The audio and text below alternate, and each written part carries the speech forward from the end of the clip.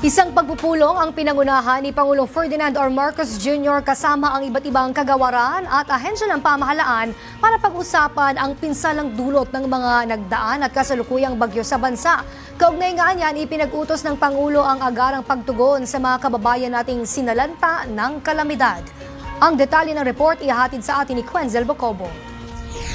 Pinulong mismo ni Pangulong Ferdinand R. Marcos Jr. kaninang umaga ang National Disaster Risk Reduction Management Council o NDRRMC kasama ang ilan pang ahensya patungkol sa nagpapatuloy na epekto sa ating mga kababayan ng dalawang bagyo at pinalakas na habagat.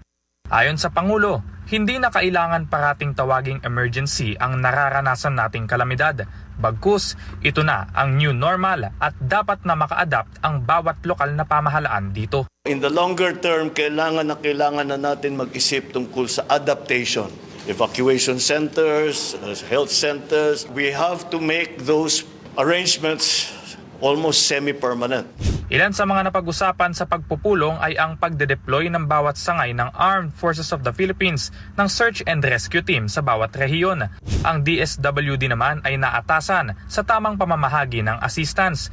Binigyan din na kailangan pagbutihin pa ang clearing operations ng MMDA at flood control ng Department of Public Works and Highways.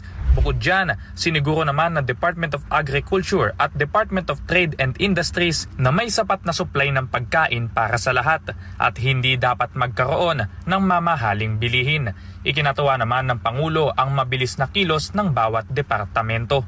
So meron tayong magandang response time, lalo na sa mga relief goods, sa mga rescue.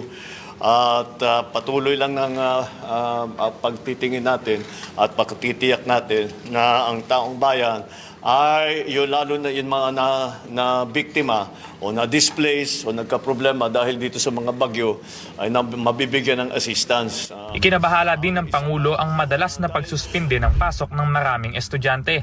Kaya naman, nais ng Pangulo na magkaroon ng alternative learning system sa ganitong panahon upang hindi malugi sa kaalaman ang mga kabataan. Panawagan naman ngayon ng Pangulo na magdoble ingat ang bawat isa. Laganap na rin kasi ang mga sakit ngayong tag-ulan. Para sa totoong balita sa Bagong Pilipinas, Quenzel Bocobo, Congress News.